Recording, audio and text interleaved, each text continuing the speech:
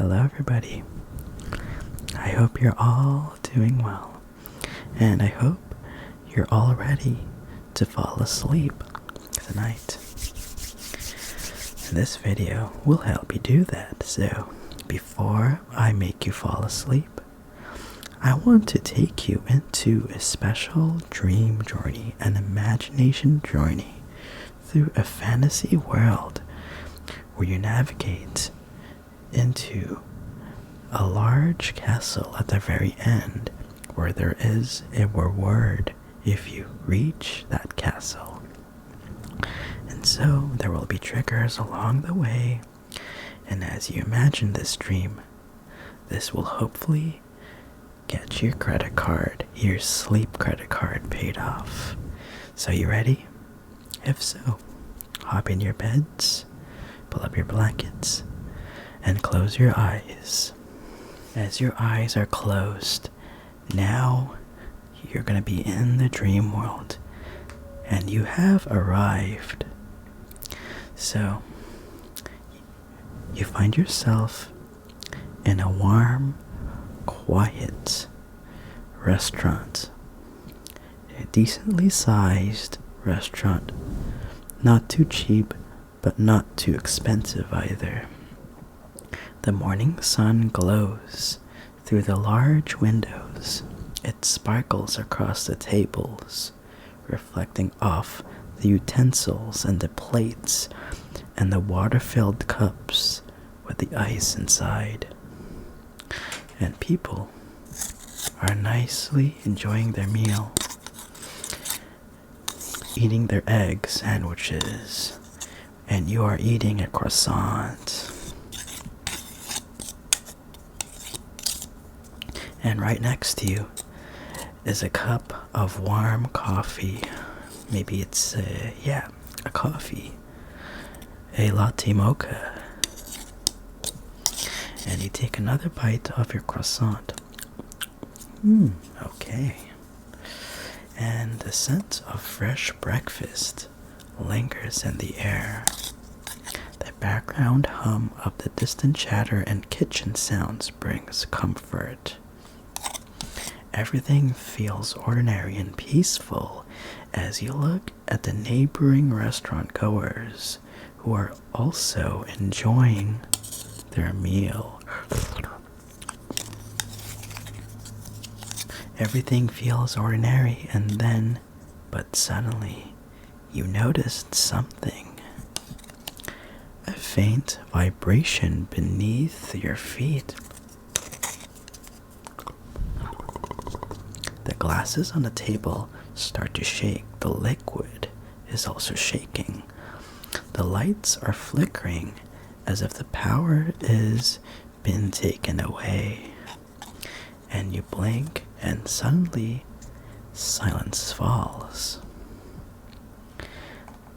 It seems like maybe an earthquake has hit the place and the location, but there was a weird feeling. Everybody is the same. Everybody is fine. Everything is fine in the restaurant. However, there is one small difference. Outside the restaurant, the entire world changed. And you look, you get off the table, get off the chair, and you work towards the glass panel. And what you see is totally different. Totally different. The restaurant is no longer in your city. It now rests on top of a floating island, suspended in the sky. And below that, it is surrounded by an endless, pale blue ocean. Other islands drift hazily nearby and with less saturated because it's farther away. Some small and some the size of big mountains. There's something else that also catches your eye. something in a very distant part, close to the horizon. That's what truly draws your eyes, something far off. It's a towering, majestic, purple castle, floating. It's like as if somebody is playing Play-Doh and painted it, showed it, and painted in the sky. It's floating, it's surreal, it's glowing slightly under the dreamy sky. The clouds swirl gently around it, as if it is protecting that castle. Maybe from the wind. It's something ancient and powerful. And you head back to your table, and you want to go outside, but then there's someone that's right next to you is starting to whisper at you. It's said that whoever climbs the castle to the top and reaches its highest tower, you'll be getting a reward again. If you reach the top of the castle, to the highest tower, you'll be getting a reward. You feel something awaken inside you, a mix of wonder and determination. You want to know what the reward is, and it's you to decide, and you make your decision. You're going to find out what lies at the top. You made your decision. It's time to go out to the castle. Oh wait, okay. And so you head outside that restaurant. You make your way outside the restaurant, and you look outside. Now you are greeted by lots of floating rocks, suspended and forming a path. It's not stable. It bobs slightly under your feet, like as if it is attached to a weather object. It's as if it's attached to some force. Alright. Ahead lies a series of small floating islands, the path I just mentioned. Some just big enough to stand on, others wide and overgrown with hanging vines. The weirdest thing is you have a superpower. You realize it as you try to jump and test the gravity because you think that you are living in another planet. And weirdest thing, you can now glide, so once you jump, you can slowly fall back, as if gravity has been lowered for you. It's like you are jumping with the gravity of the moon. So now you take a running start and leap to the first platform. Are you ready? Here we go.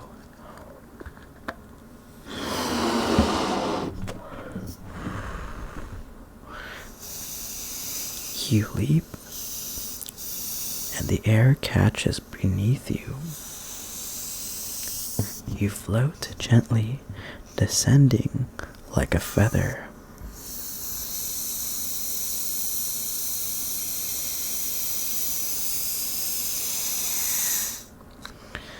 The wind hums in your ears as you drift into the second platform, and you successfully landed. Now let's go.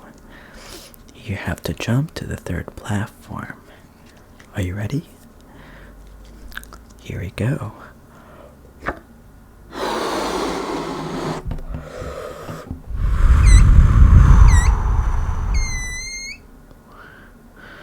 You slowly glide lower and lower until you reach the bottom and the platform. And now you have successfully landed. The next platform is a little bit smaller, and now you really have to aim. So you focus, and slowly you take another breath, and you bleep.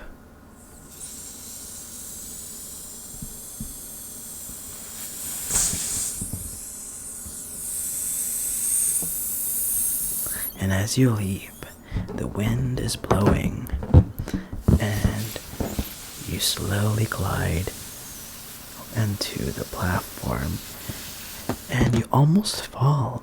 You almost fall down, but that's okay because your 2 feet has successfully landed onto that platform. Okay. And you keep repeating many times.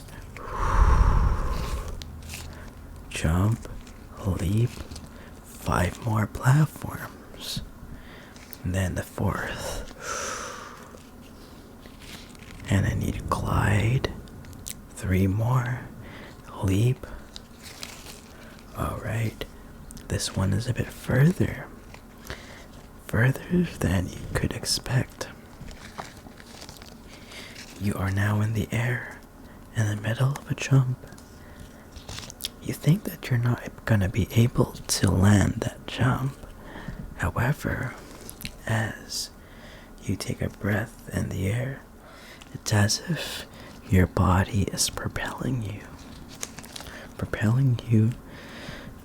and you're able to barely make that platform.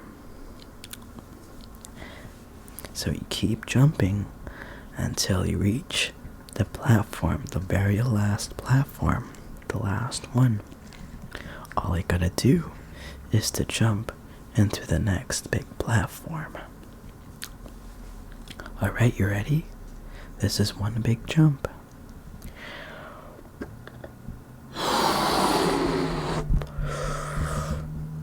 You leap. You feel the breeze as you are in the air. The big platform slowly coming toward you.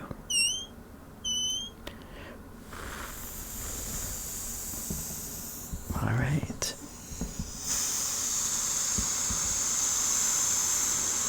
You're almost there.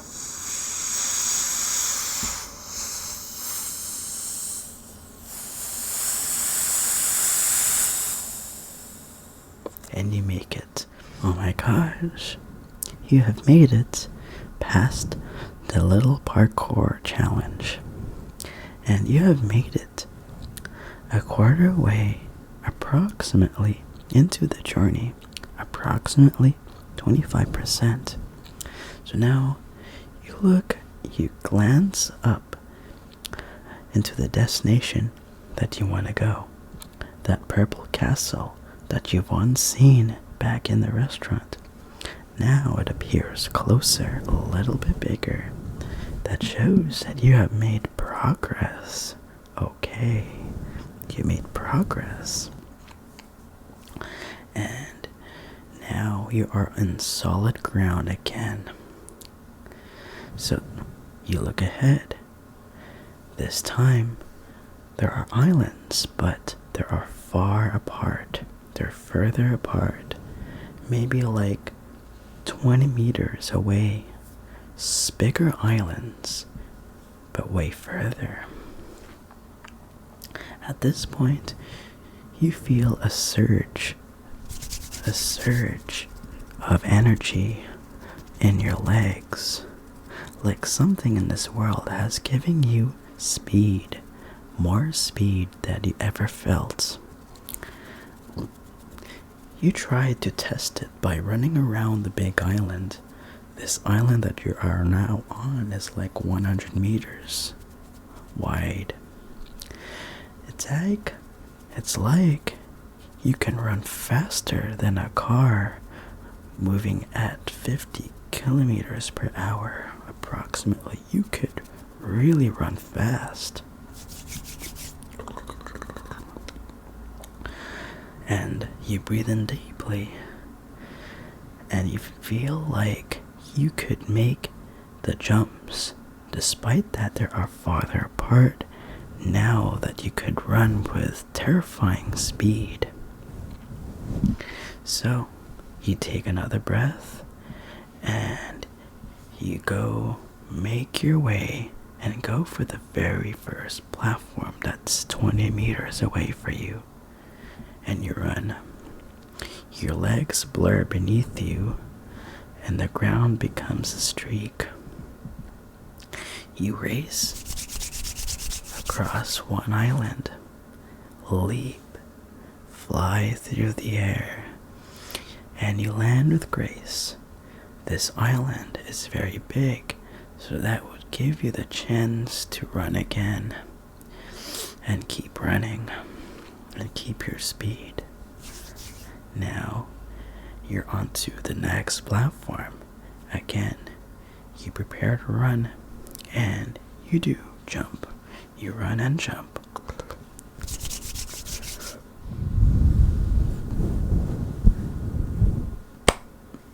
You land. So you've done 2 jumps. You're faster than the wind now. Every step is powerful, but light. Another one. There's 3 more jumps that you gotta do. 3 more Superman-like jumps. So that's the first one out of the 3. Ready? Go. You run. And you jump. You land. 2 more jumps to go. 1 more platform and then another one. There's a tree right next to you. And the tree, it looks like a checkpoint. It serves as this one checkpoint. But you need to continue because you want to make your way into the castle. Oh my gosh. Let's go. You prepare yourself. And you run. You spring into action. And jump. Okay. And you land. This one kind of hurts your legs a bit. Now you have to relax for 2 minutes before you continue. There's just 1 more jump left. But heck, you decide to do it anyway. Alright? 1 last push, and then there's a break section. You could go. Alright. On your marks. Get ready. And you run. You jump.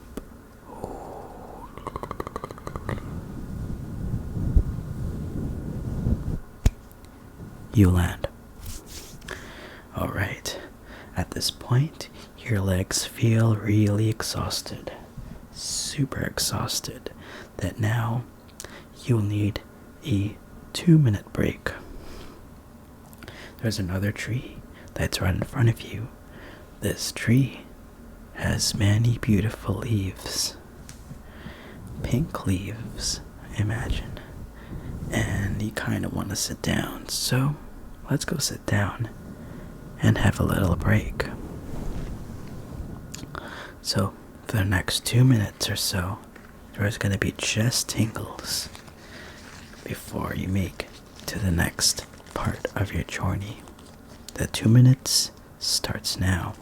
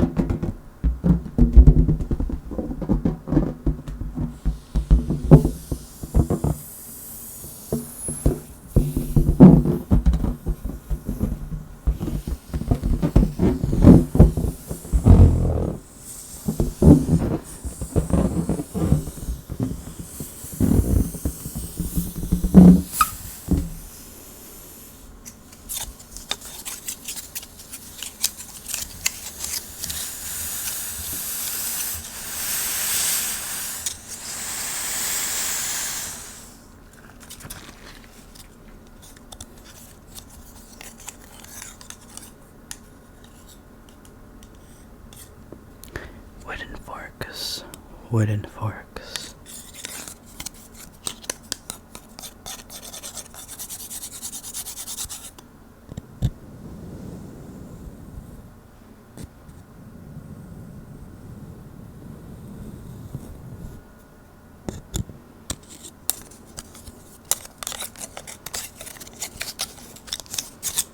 Maybe some clicking.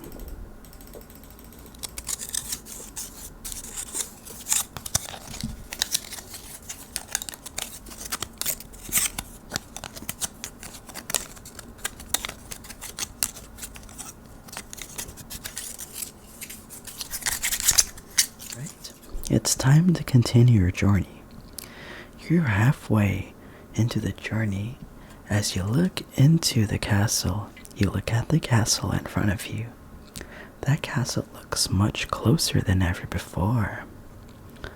It's more purpley because before it's less opaque. Now it looks really purple. You could see it taking half of the view. But there's just one more thing that you need to cross. You reach something unexpected. A massive bridge, ancient and overgrown. It stretches between two great islands, a stone pathway held together by roots, moss, and time itself. This structure has been there for many centuries, maybe over millennia. The surface is rough beneath your feet, and each step echoes lightly, the stone groaning like it remembers everyone who's crossed it.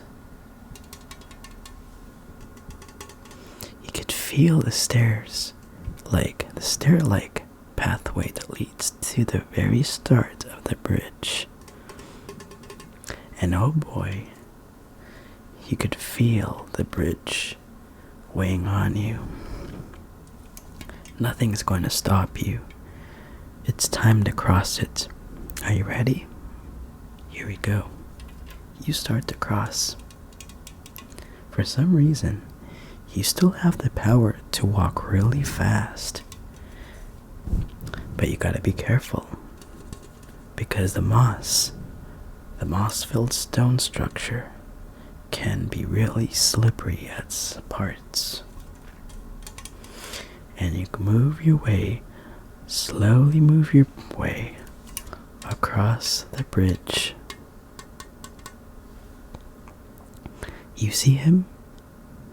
That's a survivor. You keep going and you go.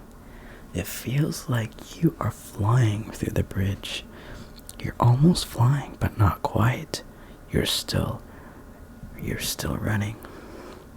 At some point, the bridge is so rough and so grassy that you kind of have to jump between sections because some sections are a bit too steep and give off a so steep slope that if you hit and land your foot, you will risk tripping and falling and stumbling. At some point, you hit the middle of the bridge. You continue running. Don't look down, don't look down. If you look down, you'll just see water that's waiting to eat you up.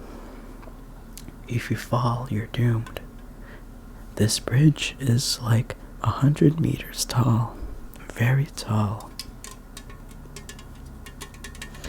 Just keep running. Just keep running. The structure won't forgive you.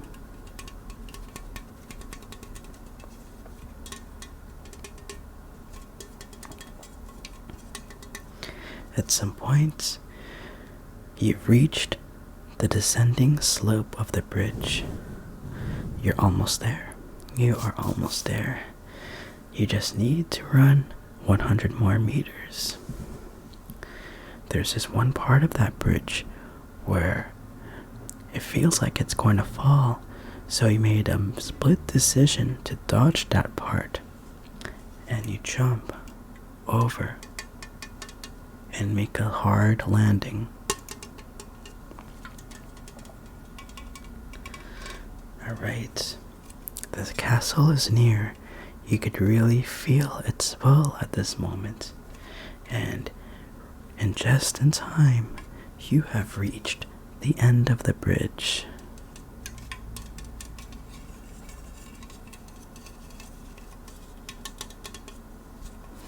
So, now, you find yourself on another island. This island has a lot of grass. And now in front of you are black gates, fences, with some spiky tops, as if you are forbidden to go there. It's like as if it gives you a sign that you're not supposed to reach the other end. And you look what's behind that fence. That floating purple castle. It's suspended just behind the gates. Nothing is holding it. And you're here. You just need to climb to the top. According to what the guy said at the restaurant, that there's a legend saying that the person who manages to climb to the last tower, the highest point at the top, will receive a reward. Maybe a reward of their lifetime. That gives you a lot of motivation to continue. You're at the castle. Nothing is going to stop you as you finally reach the gates of the floating purple castle. You feel it and you touch it. They open with a creak as if they're waiting for you. There's no way around it. That gate, it's like it's calling you. Inside, you see spiraling staircases made out of violet stone. You see torches lit with blue flame. These torches are fueled by the fuel that's generated by the purple rocks, and walls that shimmer faintly like stardust. And as you begin to climb, the castle begins to test you. Spikes slide from the walls. Blades swing slowly across corridors. You try to enter a hallway, but it looks like that there is a staircase, some spiral staircase that kind of leads you upstairs. And you make through the hallway, but you have a really funny moment. You have a really bad feeling. And as you look at the ground, it looks like the ground, something feels off. That's a trap. Something, your gut tells you to go back. And so you walk backwards, and as you do, this whole floor of that hallway opens up, revealing a bottomless pit. Oh boy, you have dodged a bullet. Had you kept going, you would have fallen to your doom.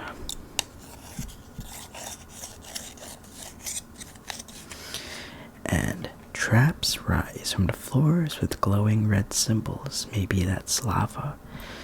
As you keep dodging hallways, and eventually you dodge them all with ease, and you find yourself at a spiral staircase that leads up to the top of one tower. There are other towers that you could climb, and you finally spot the one that you gotta climb. There's just one tower that towers to the very top. There's nothing else that's taller. And so you have to navigate through this pattern of brick walls and entrances, some having a spiral staircase that lead to the top of the towers. Again, There are spikes that are scattered on these hallways on top of the stones. And eventually, you've reached the base of that tower, the tallest tower that goes. It's just one more climb. It's one more climb. Alright. You just need to climb one more spiral staircase. And boom, you decide to head up. Again, you're met with this gut feeling. Maybe there's a trap in here. Who knows? You start to climb and climb and climb. Again, you have the gut feeling that there's a trap. So you decide to start testing each step with your foot. You test each step before you make that step. And you do this many times.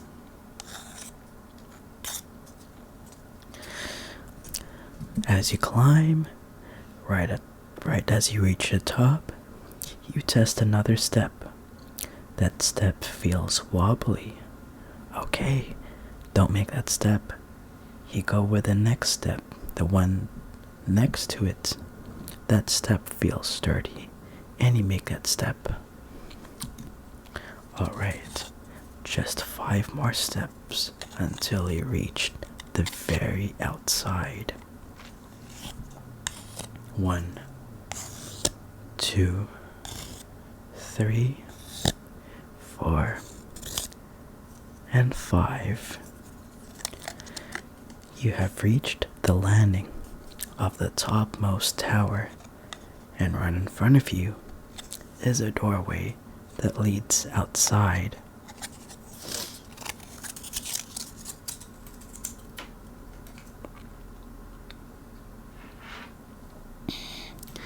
And you make your way out.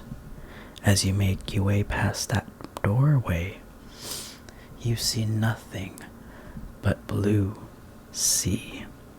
Very wide area. And below you are other towers that are taller, not taller, but shorter.